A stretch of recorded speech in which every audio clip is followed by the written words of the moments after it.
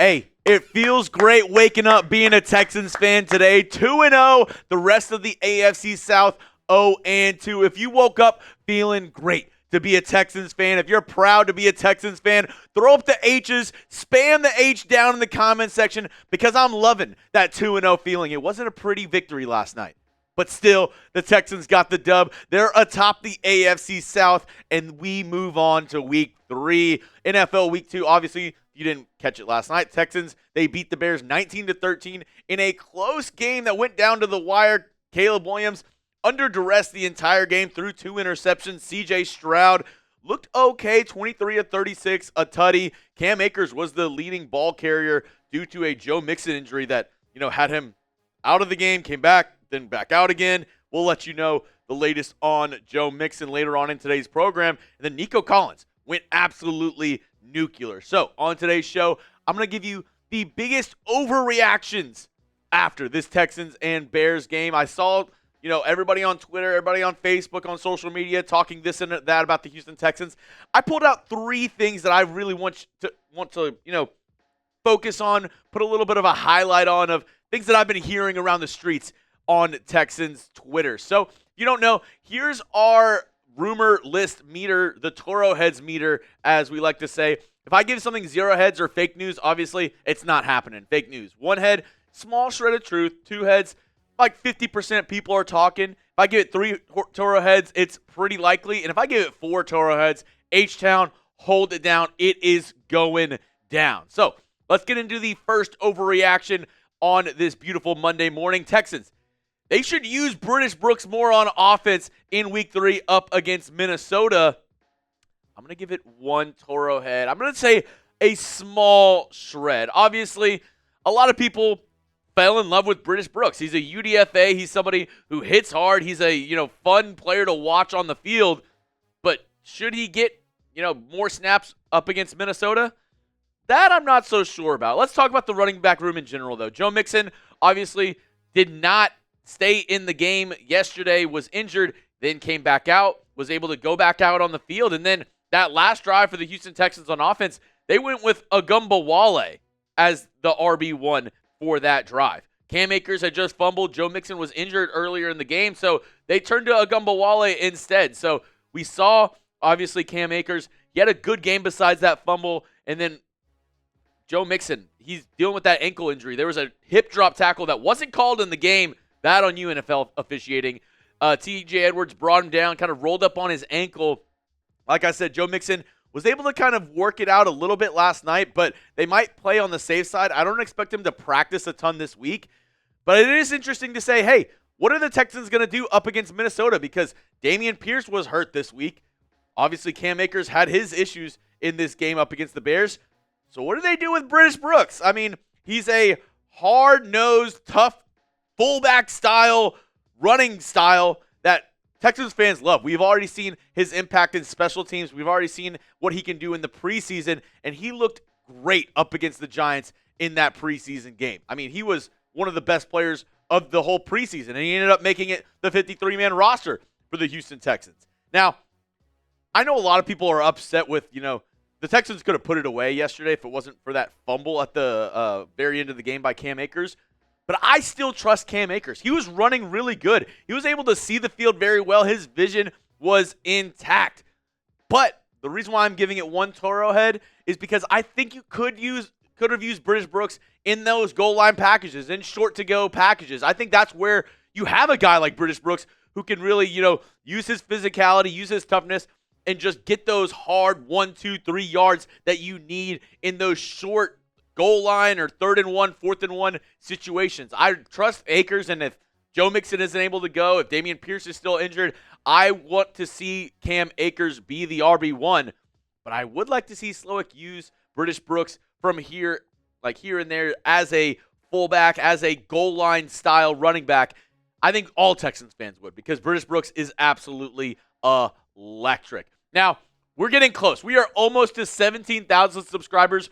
We are 100 away. Last time I checked, we were 99 away last time I checked. Help me get to 17,000 subscribers. I want to get there before we go live this next weekend for Texans Vikings. Help me be there or be square. We're giving you Texans news and rumors all year long, 100% free. It costs nothing to hit that subscription button. So go down, hit the sub button, and join the best Texans community on YouTube.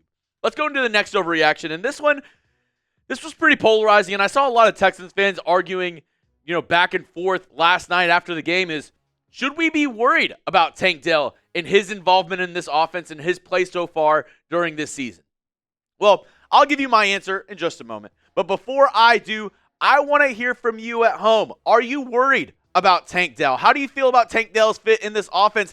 Because I saw both ends of the spectrum. I saw people defending Tank Dell all the way down, and I saw people saying, Tank Dell, is he our third wide receiver or is he the fourth wide receiver? I don't know. Let me know your thoughts on Tank Dell down in the comment section. And while you're down there, go check out our sponsor of today's video, Game Time, last-minute tickets. And they got the lowest price guaranteed. Texans football, it's here, baby. Make sure you never miss an opportunity to watch this team in person with our sponsor, Game Time. With Game Time, you can expect last-minute deals. You can save up to 60% off buying last-minute tickets for sports, concerts, comedy shows, theater, and more.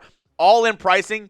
This toggling of this feature shows you the total upfront pricing with no surprise fees at checkout, so you don't get bamboozled by hidden fees or anything like that. You can see your seat view from the app. You get a panoramic view of your seat before you even buy the ticket. So take the guesswork out of buying tickets with Game Time. And also, as you see right here, Game Time has a new feature called Game Time Picks. They basically filter out all the fluff, and they show you the best value, the best tickets for whatever event you're trying to go to. Game Time Picks filters out all the worst, deals, whatever, and they give you the best, most incredible deals on the best seats for whatever event you're trying to go to. So don't waste time searching through thousands of tickets. Let Game Time do the work for you with Game Time Picks. Download the Game Time app, create an account, and use code CHATSPORTS for $20 off your first purchase. Terms apply. Again, create an account and redeem code CHATSPORTS for $20 off your first purchase. Download Game Time today. What time is it? It's game time. All right. Should we be worried about Tank Dell? No. Fake news. No chance I'm worried about Tank Dell at this point in the season. Yes. Did he have his best game up against the Bears? No. And I think Tank Dell would even tell you that. But at the end of the day, Tank Dell is still an amazing football player with a ton of potential. He got open multiple times. Maybe the timing wasn't there between him and CJ Stroud, but I still do think that Tank Dell is one of the best players on this team.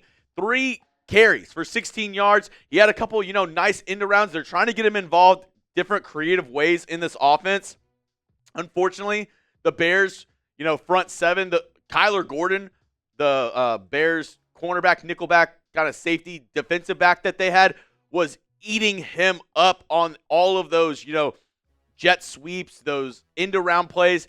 Tank Dell, he had one, but besides that, wasn't much involved in the passing game. And I think this entire offense is kind of going through an adjustment period of how to figure out how to manage all the different targets on this team. We saw Stefon Diggs, he had a couple catches last night, but wasn't as involved as he was in week 1. It seems like it's the Nico Collins show right now. He has looked fantastic through 2 weeks. But you still have Tank Dell, you still have Stefon Diggs. Those are two both amazing players in their own right. And I think Bobby Slowick, I think CJ Stroud, and all these weapons are just trying to find their footing, find their place in this offense as the season rolls on. And I think as we go into, the later parts of the season, week after week, you'll see guys like Stefon Diggs, Tank Dell step up, because it can't be Nico Collins every single week. I mean, it can be, and I think that would be amazing, but I don't think it'll be Nico Collins doing it every single week, week in and week out. I think you'll see Tank Dell break out in a game or two here throughout the next couple weeks. I really do believe Tank Dell has a big year ahead of him still for this Houston Texans team. Now, last overreaction, this Texans front seven. Could they be the best in the entire NFL? I'm sipping on the Kool-Aid. I'm not drinking it all the way right now. I'm going to give it 3 Toro heads. I think it's pretty likely that the Texans could have one of the best front sevens in the entire NFL. Like I said like a week or two ago, if you watched the Texans are going to shock the NFL video, it's on the channel still. One of my reasons why the Texans are going to shock the NFL, I said their defense might end up higher ranked at the end of this year than their offense. And the defense won you the game last night. They looked incredible up against the Chicago Bears. Now, noted the Bears' offensive line isn't the best. But still, this defensive front seven, 7 sacks, 11 quarterback hits, 9 tackles for loss, 2 turnovers. They were both interceptions, but I could argue both of those interceptions were somewhat due to the pressure that the Texans put on him. I mean, the Derek Stingley one was nice. He made a really good play on the ball, but the Kamari Lassiter one was 100% due to the pressure that the Texans front seven put on Caleb Williams, and 3.1 yards per play for the Bears offense up against this Texans defense. They were stout. They stood up time and time again throughout the entire second half of this game. They were on one. They were making Caleb Williams' life a living hell. And we saw DeMeco Ryans really get creative with some of these blitzes that he sent. The front four looked incredible. And I just had to give a quick shout out to these 5 guys. And obviously, there's more people than this. I could have named, almost every player on the Texans defense. But these 5 guys really stood out to me last night. Henry To'o looked incredible. He made a ton of plays at the line of scrimmage. He's stepping up big right now for Christian Harris, who's not going to be back until week 5. Azeez Al-Shire, obviously, he's the man in the middle. He's the captain of this defense. But the linebacker next to him, Henry To'o, he's impressing in his second year. Jalen Petrie, bounce back season for this guy, man. He was not used correctly last year. This season, he is coming out each and every week like a cannon out of a freaking missile. This dude is absolutely lighting people up week in and week out, and I think his physicality, even though he's on the smaller size, his physicality and the way that he's able to hit opposing players, he absolutely makes himself known right there in the box, playing in the slot. He is an absolute, just like beast for the Texans this year. I love what I'm seeing out of Jalen Petrie. Mario Edwards Jr., defensive tackle, he got a lot of pressure up the middle. Him and Foley Fodakasi actually got a ton of pressure up the middle because these 2 guys right here, Danielle Hunter and Will Anderson Jr., were absolutely feasting on these Bears tackles. They did not stand a chance each and every play. I mean, there was like 4 or 5 holding penalties that weren't called on these 2 guys because they were beating these guys each and every single play. This Texans pass rush can be something special, one of the best in the entire NFL. Right now I'm giving it 3 Toro heads, but what's to say towards the end of the year, this Texans defense isn't the number 1 defense in the entire National Football League. That's all I have on tap for you today. As always, you can give me a follow on Twitter at Jeremy Chuggs for more Texans updates, more news and rumors, and the dankest memes on the internet. And make sure you subscribe. We are so close to 17,000 subscribers, and I want to get there. I want to be the best Texans channel on YouTube, and how I do that is with amazing viewers like you. You made it to the end of the video, so you might as well hit that subscribe button for free Texans videos all year long.